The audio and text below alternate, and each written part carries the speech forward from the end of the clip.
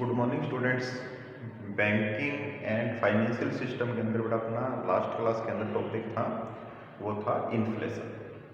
Inflation मुद्रा प्रसार क्या होता है, मीनिंग उसके मेन जो कॉजेज है वो अपन ने लिए थे बेटा, जिसके अंदर मेन कॉजेज के अंदर था कि या तो मॉनेटरी इनकम इंक्रीज होने के कारण या प्रोडक्शन है जिसके अंदर गुड्स और कमोडिटी का जो प्रोडक्शन है वो डिक्रीज होने के कारण, कम होने के कारण जो मेन इन्फ्लेशन के जो कॉजेज माने गए। उसके बाद में इन्फ्लेशन है उसका इफेक्ट, इन्फ्लेशन को कंट्रोल करने से रिलेटेड जो भी उसके मेजरमेंट्स हैं वो अपने बड़ा डिस्कस किए थे। अब इसी से इसका एक अपोजिट जो वर्ड है वो है डिफ्लेशन। इसके बारे में अपने थोड़ा सा लास्ट क्लास में डिस्कस किया था। डिफ्लेशन के अंदर क्या होता है बेटा कि जब किसी भी इकोनॉमी या किसी भी कंट्री के अंदर यदि इनफ्लो ऑफ मनी और क्रेडिट मनी वो डिक्रीज हो जाता है, कम हो जाता है या उसको कंट्रोल कर दिया जाता है, ऐसी स्थिति के अंदर लोगों के पास अपने जो जीवन यापन करने के लिए, जो लिविंग स्टैंडर्ड को मेंटेन करने के लिए जो इनकम के सोर्सेज है वो कम हो जाते हैं। इनकम के सोर्सेज यदि कम हो जाते हैं तो उनके पास जो मनी का जो एक स्टोर है वो कम हो जाएगा, परचेजिंग पावर उनकी कम हो जाएगी। परचेजिंग पावर जब कम हो जाएगी तो गुड्स और कमोडिटीज की जो अपन डिमांड करते हैं वो बेटा डिक्रीज हो जाती है। लेकिन जो प्रोडक्शन के अंदर अपन देखें कि जो सप्लाई ऑफ गुड्स और कमोडिटी सर्विसेज है वो रिमेन रहती है, यानी उसके अंदर कोई चेंज नहीं आता।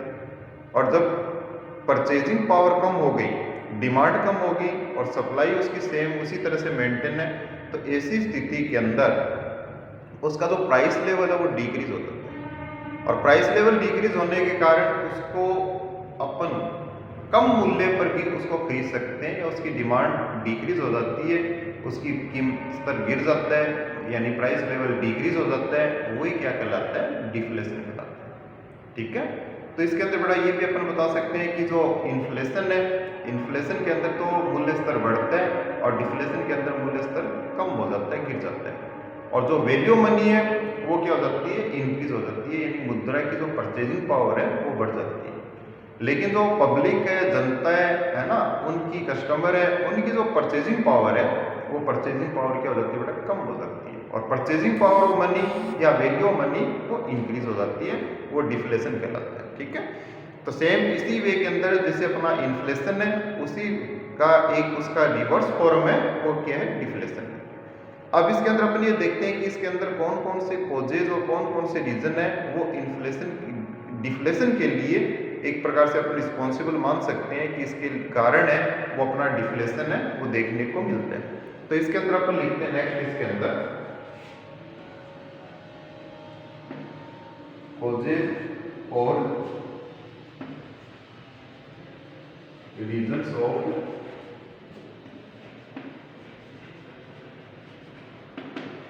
डिफ्लेशन। इसके अंदर फर्स्ट अपन ले रहे हैं due to inflation.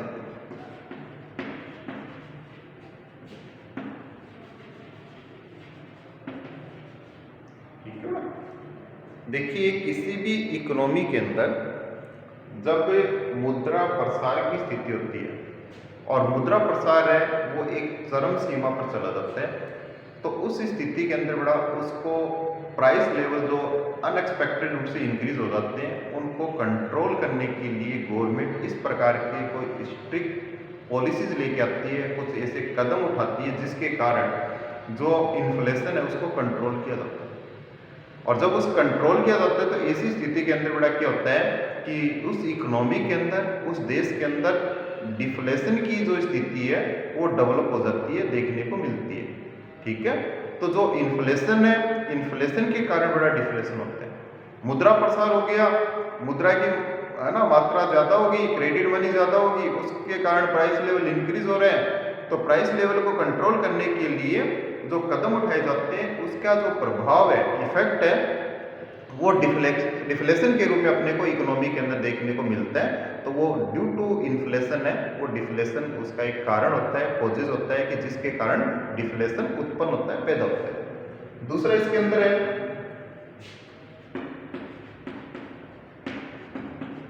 Strict monetary policy.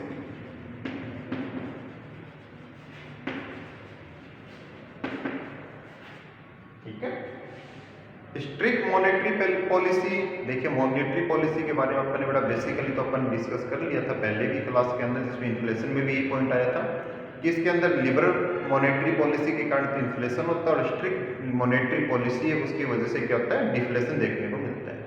ठीक है, मॉनेटरी पॉलिसी किसी भी देश, किसी भी इकोनॉमी के अंदर जो केंद्रीय बैंक होता है ना, जिसके अंदर सेंट्रल बैंक अपन जिसको बोलते हैं, उसके द्वारा ये पॉलिसी डिसाइड की जाती है और वो इस पॉलिसी के अंदर मनी और क्रेडिट मनी की जो इनफ्लो और आउटफ्लो है उसके द्वारा उसको निर्धारित किया जाता है। यदि किसी भी इकोनॉमी के अंदर मॉनेटरी पॉलिसी बड़ा यदि वो स्ट्रिक्ट कर दी जाती है, लोन वगैरह उसके ऊपर रिस्ट्रिक्शंस लगा दिए जाते हैं, है ना, उसकी रेट बढ़ा दी जाती है ना, उसका राशनिंग कर दिया जाता है, या क्वांटिटी ऑफ मनी है जिसके अंदर डेफिसिट फाइनेंसिंग जैसी पॉलिसी उसको बंद कर दिया जाता है या उसको कंट्रोल कर लिया जाता है, ऐसी स्थिति के अंदर इनफ्लो ऑफ मनी उस इकोनॉमी के अंदर कम हो जाता है। यानी लोगों के पास जो रिसोर्सेज ऑफ मनी है वो बड़ा कम हो जाते हैं। रिसोर्सेज जब नहीं रहेंगे, उनके पास मनी नहीं रहेगी, लिक्विड रूप में नहीं रहेगी, वो डिमांड नहीं करेंगे और डिमांड नहीं करने के कारण क्या होता है, इन्फ्लेशन देखने को मिलता है। तो यदि स्ट्रिक्ट मॉनेटरी पॉलिसी लगा दी जाए किसी भी इकोनॉमी के अंदर, तो ऐसी स्थिति के अंदर बड़ा अपना उस इकोनॉमी के अंदर इन्फ्लेशन की जो प्रॉब्लम है वो देखने को मिलती है। उसके बाद में नेक्स्ट है थर्ड पॉइंट इसका, increase in taxation. Increase in taxation का मतलब यदि गवर्नमेंट के द्वारा करों में वृद्धि कर दी जाए, टैक्सेस को इंक्रीज कर दिया जाए, बढ़ा दिया जाए, उसके कारण बड़ा इन्फ्लेशन अपने को देखने को मिलता है। क्योंकि यदि डायरेक्ट और इनडायरेक्ट दोनों टैक्स आते हैं, डायरेक्ट टैक्स जैसे इनकम टैक्स, इनडायरेक्ट टैक्स जिसमें सेल्स टैक्स, सर्विस टैक्स, जो जीएसटी आज अपन देखने को मिलता है, इसके अलावा और भी जो इनडायरेक्ट टैक्सेज है, यदि उनको इंक्रीज कर दिया जाता है, उसको बढ़ा दिया जाता है, ऐसी स्थिति के अंदर उसके अंदर इन्फ्लेशन की जो प्रॉब्लम है उसको कंट्रोल करने के लिए किया जाता है, लेकिन इसका जो प्रभाव है वो डिफ्लेशन के रूप में देखने को मिलता है। क्योंकि यदि टैक्सेस बढ़ा दिया जाए तो लोगों की जो इनकम का एक पार्ट है वो गवर्नमेंट के पास टैक्सेस के रूप में चला जाएगा, या गुड्स और सर्विसेज को कंज्यूम करने के लिए ज़्यादा एक्सपेंडिचर करना पड़ेगा, और जब गुड्स और सर्विसेज को कंज्यूम करने के लिए ज़्यादा एक्सपेंडिचर करना पड़ेगा तो इसलिए उसकी जितनी भी इनकम है वो लिमिटेड रिसोर्सेज के अंदर डिवाइड हो जाएगी, यानी परचेजिंग पावर उसके पास नहीं रहेगी, है ना, एक्सपेक्टेड रूप से वो डिमांड नहीं कर सकता, तो इस वजह से उसकी जो इनकम का सोर्स है या परचेजिंग पावर है वो इससे बड़ा कंट्रोल हो जाती है और डिफ्लेशन अपने को देखने को मिलता है। क्योंकि यदि उनके पास ज़्यादा किसी गुड्स को खरीदने के लिए पहले मान लीजिए कम रुपए देने पड़ते थे, अब उसी का प्राइस इंक्रीज कर दिया तो उसके लिए उसको ज़्यादा पे करना पड़ेगा, और ज़्यादा पे करना पड़ेगा तो कुछ चीज़ों का उसको सेक्रीफाइस करना पड़ेगा, कुछ चीज़ों को त्याग करना पड़ेगा, और जब उसका वो त्याग कर देगा तो त्याग करने के कारण उसकी कंजम्पशन नहीं कर सका, उसकी डिमांड कम होगी, प्राइस लेवल डाउन होगा, डिफ्लेशन की प्रॉब्लम बड़ा देखने को मिलेगी। ठीक है, तो ये इसके अंदर बड़ा थर्ड पॉइंट था, इंक्रीज इन टैक्सेशन की वजह से होता है। फिर इसके अंदर इंक्रीज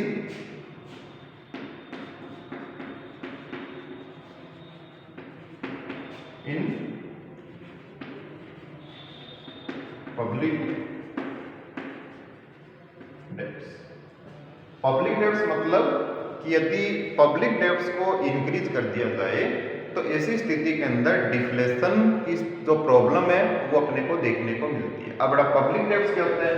पब्लिक डेब्ट्स का मतलब है कि जब अलग अलग प्रकार के बॉन्ड्स के द्वारा या अलग अलग स्कीम के द्वारा गवर्नमेंट है जनता के पास जितना भी लिक्विड रिसोर्सेज है या मनी का एक पार्ट है वो लोन के रूप में ले लेती है, तो ऐसी स्थिति के अंदर इकोनॉमी के अंदर डिफ्लेशन की प्रॉब्लम क्रिएट हो जाती है, उत्पन्न हो जाती है। कैसे?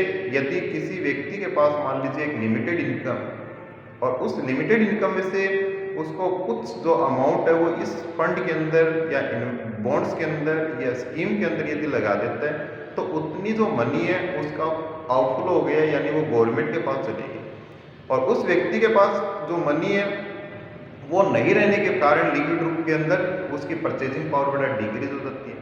वो उन गुड्स और कमोडिटी को कंजम्पशन नहीं कर सकता जिसका उसको रिक्वायरमेंट है, उसकी डिमांड को उसको कम करना पड़ेगा। डिमांड कम होने का मतलब इसका जो प्राइस लेवल है वो उसको बड़ा डिक्रीज कर देगा, कम कर देगा। ठीक है, तो डिमांड कम होने के कारण सप्लाई ज़्यादा है, सप्लाई ज़्यादा होने की वजह से उसका तो प्राइस लेवल वो कम हो जाता है और यही प्रॉब्लम डिफ्लेशन होती है इसके अंदर। नेक्स्ट इसके अंदर अपन लिख रहे हैं इंक्रीजेज इन इंटरेस्ट रेट।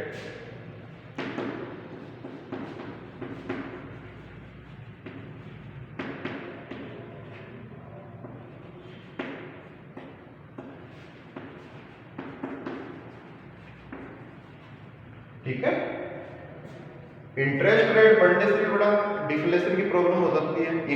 इंटरेस्ट रेट का मतलब है यहाँ पे चाहे लोन लेने से रिलेटेड इंटरेस्ट रेट हो, चाहे डिपॉजिट के ऊपर मिलने वाले इंटरेस्ट रेट हो, दोनों ही इन्फ्लेशन को प्रॉब्लम को क्रिएट करती है, बड़ा उत्पन्न करती है। जैसे यदि मान लीजिए लोन लेने के लिए यदि इंटरेस्ट रेट को बढ़ा दिया जाए, इंक्रीज कर दिया जाए, तो लोग लोन लेना कम कर देंगे। क्यों? क्योंकि उसके लिए लोन महंगा पड़ेगा। जो गुड्स या कमोडिटी जो भी जिस पर्पज के लिए लोन ली है वो उसके लिए एक एक्सपेंसिव हो जाएगा, बढ़ जाएगा।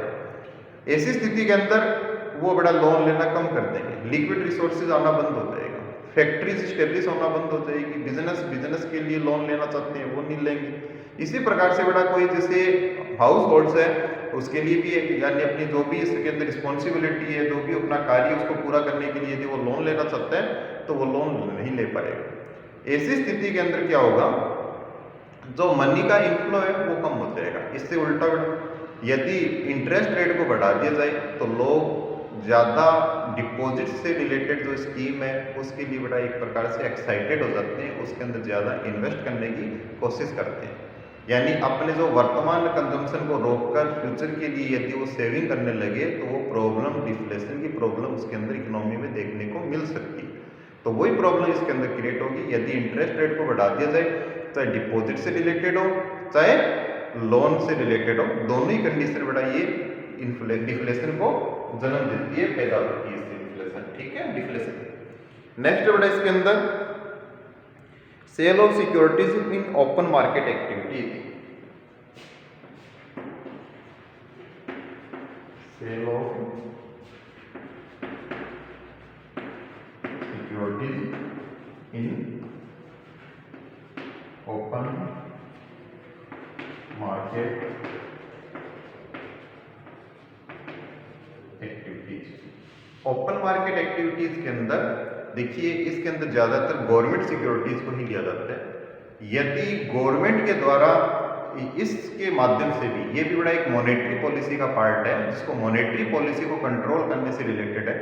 यदि गवर्नमेंट अपनी ओपन मार्केट के अंदर सिक्योरिटीज को यदि सेल करना स्टार्ट करे तो सेल करने का मतलब बड़ा अपने ऊपर देखिए कि अपने वो सिक्योरिटीज तो ली और अपने पास जो केस था वो गवर्नमेंट के पास चला गया। इससे केस का इनफ्लो हो रहा है या आउटफ्लो हो रहा है, इससे केस का आउटफ्लो हो रहा है, क्योंकि अपना केस अपने पास से निकलकर गवर्नमेंट के पास जा रहा है।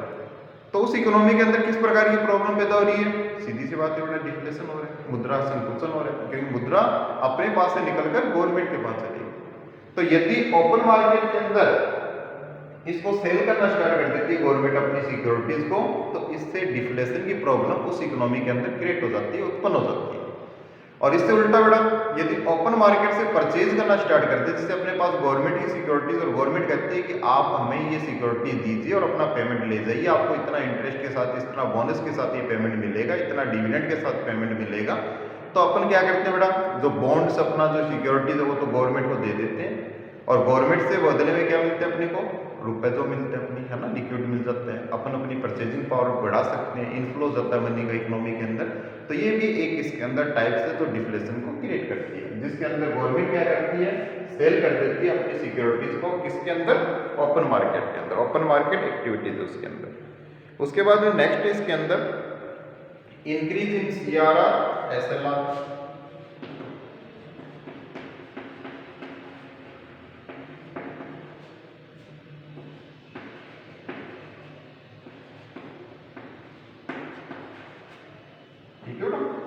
देखिए CRR SLR, वैसे इसको रिजर्व भी लिख सकते हैं, लेकिन इसको थोड़ा सा एक्सप्लेन करने के लिए CRR और SLR ही पॉइंट दिया अपने। CRR और SLR जो आप जानते हो केस रिजर्व रेशियो और ये इसके अंदर स्ट्रेचरी लिक्विड रेशियो, यानी बैंक का जितना भी डिमांड डिपॉजिट्स है उसका एक पार्ट रिजर्व बैंक के रूप में, रिजर्व बैंक के पास डिपॉजिट के रूप में रखना होता है, वो होता है CRR। यदि बैंकों को अपनी जितनी भी डिमांड डिपॉजिट्स है उसको टोटल को लोन के रूप में न देके उसका एक पार्ट है वो अपने पास रखना होता है, उसे बोलते हैं SLR। ठीक है बेटा। अब गवर्नमेंट अगर इसकी रेट को बढ़ा देती है, केंद्रीय बैंक इसकी रेट को बढ़ा देता है, तो उनको ज्यादा रिजर्व रखना पड़ेगा। ज्यादा रिजर्व रखना पड़ेगा तो उसका एक बड़ा पार्ट वो बैंकों के पास रह गया और एक पार्ट रिजर्व बैंक के पास रह गया। और वो जो मनी है जो रिजर्व के रूप में रही है वो अनयूटिलाइज है, यानी उससे किसी प्रकार की डिमांड है वो क्रिएट नहीं होती। तो ऐसी स्थिति के अंदर बढ़ाइए, अगर CRR और SLR अगर डिपॉजिट को बढ़ा दिया जाए यानी इसके रिजर्व को बढ़ा दिया जाए, तो उससे जो लोन का जो है ना, अपन कहते हैं कि लोन जो प्रोवाइड करने की जो प्रोसेस है वो कंट्रोल हो जाती है। लिक्विड है वो मार्केट में आना कम हो जाता है, लोग लोन लेना कम कर देते हैं। इस स्थिति के अंदर जो डिफ्लेशन है वो बड़ा इसके अंदर हो जाता है, इसके अंदर उस इकोनॉमी के अंदर डिफ्लेशन देखने को मिलता है। कब? यदि इन रेट को CRR और SLR को इंक्रीज कर दिया जाए। नेक्स्ट इसके अंदर अपना ओवर प्रोडक्शन।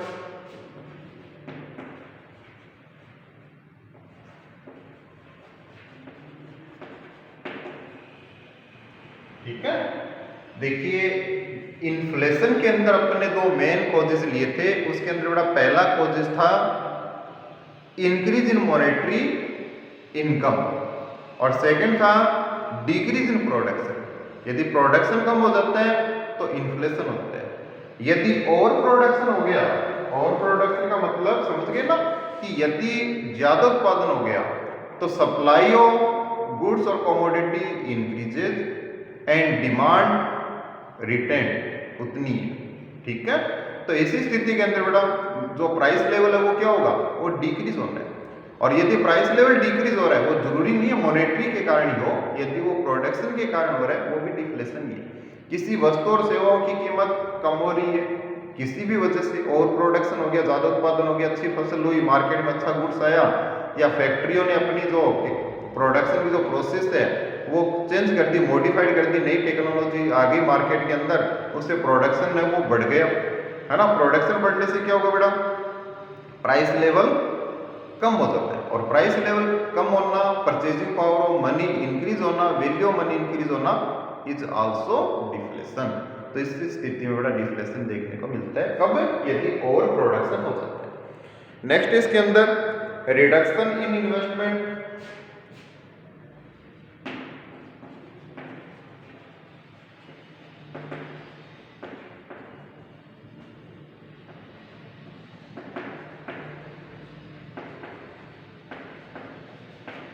ठीक है, यदि लोगों के द्वारा बचत करना कम कर दिया जाए, है ना, यानी इन्वेस्टमेंट करना उनके द्वारा कम कर दिया जाता है, तो ऐसी स्थिति के अंदर बेटा ये गवर्नमेंट का इन्वेस्टमेंट नहीं है, ये है इन्वेस्टमेंट अपने द्वारा जो किया जाता है, किसमें, कुछ फंड्स के अंदर, कुछ अकाउंट्स के अंदर, कुछ स्कीम्स के अंदर, इस प्रकार के। यदि लोग अपनी फ्यूचर के लिए बचत को कम कर कर उस इन्वेस्टमेंट को न कर कर जो इनकम है उसको यदि करंट टाइम के अंदर यदि इन्वेस्ट करते हैं या यूज करते हैं, तब तो क्या इन्फ्लेशन होते हैं।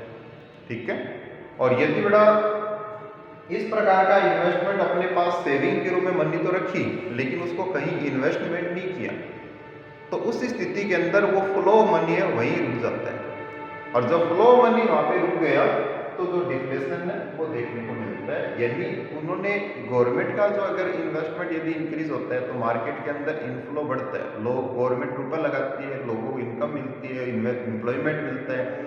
और लेकिन यदि अपन ने अपना जो इन्वेस्टमेंट जो अपन सेविंग के रूप में करते हैं यदि उसको बंद कर दिया और वो मनी है उसको अपन ने कहीं इन्वेस्टमेंट नहीं किया, तो वो अनयूटिलाइज का भी, जैसे मैंने पार्ट बताया था आपको, ऊपर भी एक पॉइंट आया था जिसके अंदर था अपना कि इस प्रकार की कंडीशन है वो अपने को देखने को मिलती है, वो बड़ा इसके अंदर था अपना। इसमें भी सेम चीज वही है, यदि अपन उसको कहीं इन्वेस्ट नहीं करेंगे तो फ्लो मनी है वो वहीं रुक जाएगा, और जब फ्लो मनी वहां पे रुक गया तो वो बड़ा डिफ्लेशन का कारण हो जाता है इसके अंदर। ठीक है, नेक्स्ट इसके अंदर reduction in government expenditure.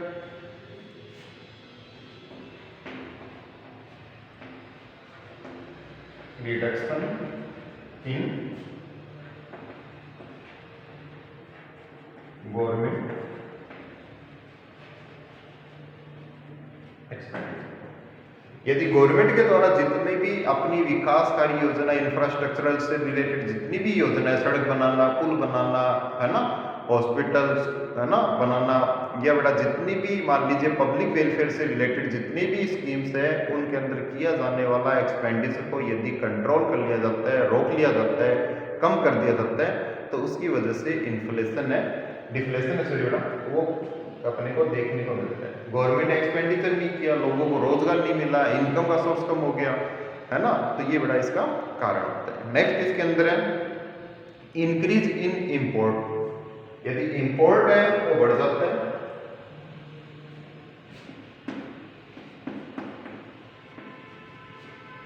Increase in import. यदि विदेशों से आने वाला गुड्स है वो ज्यादा हो जाता है, उसकी आवक ज्यादा होती है, इनफ्लो ज्यादा हो जाता है, तो इसी स्थिति के अंदर बड़ा जो गुड्स है मार्केट के अंदर वो सस्ता, और सस्ता होने का मतलब प्राइस लेवल कम, और प्राइस लेवल होने का मतलब कम होने का मतलब डिफ्लेशन बड़ा, ये डिफ्लेशन की प्रॉब्लम, ठीक है।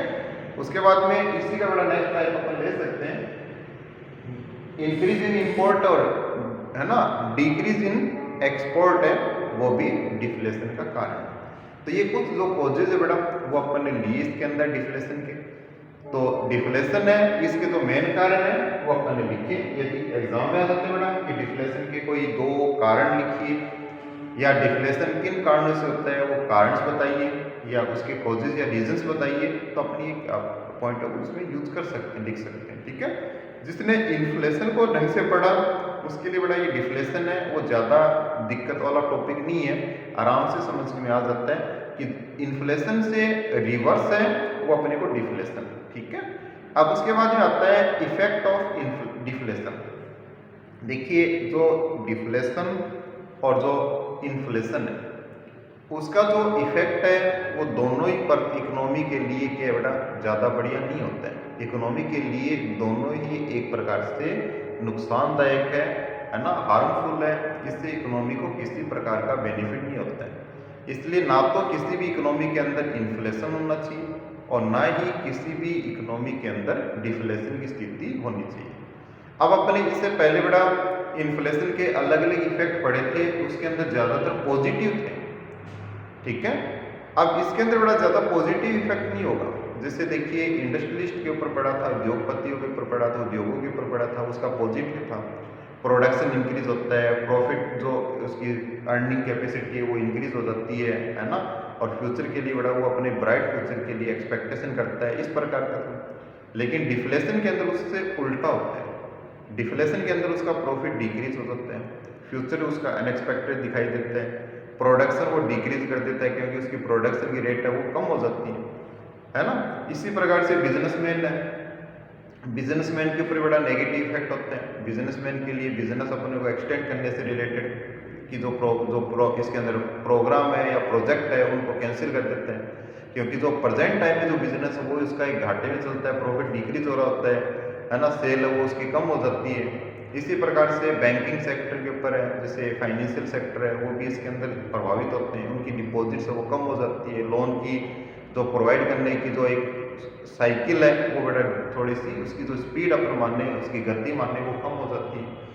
इसलिए जो इन्फ्लेशन है उसका तो कुछ पार्ट्स के ऊपर ही नेगेटिव इफेक्ट देखने को मिलता है, लेकिन डिफ्लेशन है वो जितने भी अपने फैक्टर्स हैं जो इसके अंदर प्रभावित होते हैं इन्फ्लेशन और डिफ्लेशन से, उन सब के ऊपर नेगेटिव इफेक्ट डालता है। किसी भी सेक्टर के ऊपर आपको पॉजिटिव इफेक्ट देखने को नहीं मिलेगा। इसकी तुलना बड़ा एक रोटी से की है कि जैसे अपनी एक ब्रेड है, एक रोटी है ना, एक चपाती जिसके अंदर अपन बोल सकते हैं।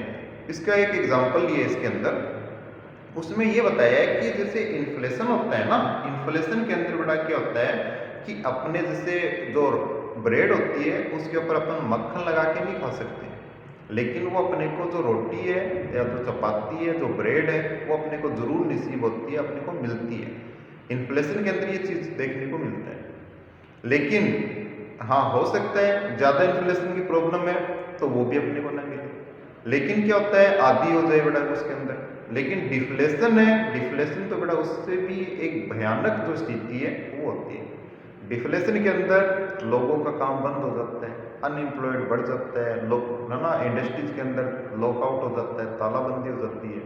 इस प्रकार की प्रॉब्लम लोगों के लिए जीवन यापन करना मुश्किल हो जाता है, जो रिक्वायरमेंट की नेसेसरी गुड्स है वो भी नहीं मिल पाते हैं।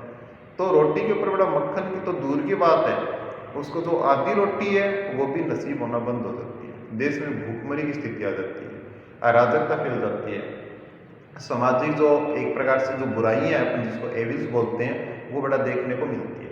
इसलिए जो इन्फ्लेशन और डिफ्लेशन है वो किसी भी इकोनॉमी के लिए एक प्रकार से ज़्यादा बेटर नहीं है, लेकिन यदि अपन इसको कंपैरिजन करें तो कंपैरिजन के अंदर अपने को जो इफेक्ट है वो डिफ्लेशन का जो इफेक्ट है वो ज़्यादा इसके अंदर बुरा होता है इन्फ्लेशन से। ठीक है, तो ये अपने इसके जो इफेक्ट है वो इसके अंदर ये बता सकते हैं।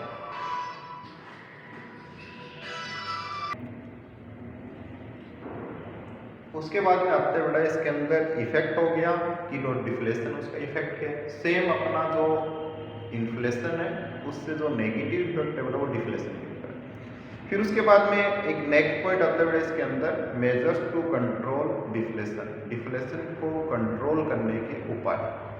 तो यदि अपने को डिफ्लेशन को कंट्रोल करने के उपाय के बारे में पूछे तो उसके अंदर भी बड़ा तीनों पॉइंट है, मॉनेटरी मेजर्स, फिजिकल मेजर्स और जो अदर्स जो मेजर्स है उसके अंदर जो अपने फिजिकल भौतिक जो उपचार है वो लिए।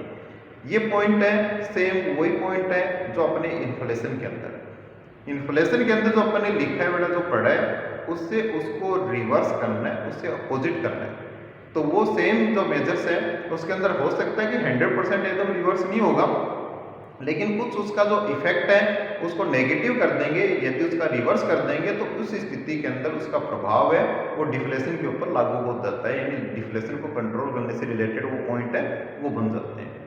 तो ये बड़ा अपना डिफ्लेशन का पॉइंट है। तो डिफ्लेशन के अंदर देखिए इसका मीनिंग है, इसका कोजेज है, इसका इफेक्ट है। इफेक्ट के अंदर अपने को अलग अलग उसको क्लासिफिकेशन करने की जरूरत नहीं है, जैसे इंडस्ट्रियलिस्ट है, बिजनेसमैन है, फाइनेंशियल इंस्टीट्यूट है, फार्मर्स है, कंज्यूमर्स है ना, इसके ऊपर अलग अलग करने की जरूरत नहीं है। इसको बड़ा एग्जाम्पल से बता सकते हैं, जैसे मैंने अभी आपको एग्जाम्पल दिया कि प्रत्येक के ऊपर नेगेटिव इफेक्ट है। रोटी का एग्जाम्पल तो अपनी बुक के अंदर भी दे रखा है, उस बुक से आप इसको पढ़ के और एक बढ़िया एक्सप्लेन कर सकते हो। उसके जो मेजर्स है तो बड़ा जो इन्फ्लेशन में अपने जो मेजर्स लिए उन मेजर्स को रिवर्स करना है तो वो आपके डिफ्लेशन के मेजर्स हैं वो इसके अंदर अप्लाई हो जाएंगे। ठीक है, तो ये अपना डिफ्लेशन और इन्फ्लेशन का टॉपिक है बेटा। इसके बाद में इसका एक नेक्स्ट क्वेश्चन जो इंपॉर्टेंट बनता है जो अपन कल की क्लास के अंदर इसको डिस्कस करेंगे, उससे रिलेटेड बड़ा क्वेश्चन वही क्वेश्चन है, वो काफ़ी बार इसके अंदर 20 मार्क्स के अंदर भी और 16 मार्क्स के अंदर आया हुआ है। तो कल अपन उस पॉइंट को डिस्कस करके इसके अंदर इसको कंप्लीट करेंगे। ठीक है, आज के लिए बेटा इतना इस क्लास के अंदर, नेक्स्ट इसका नेक्स्ट क्लास में करेंगे। ओके।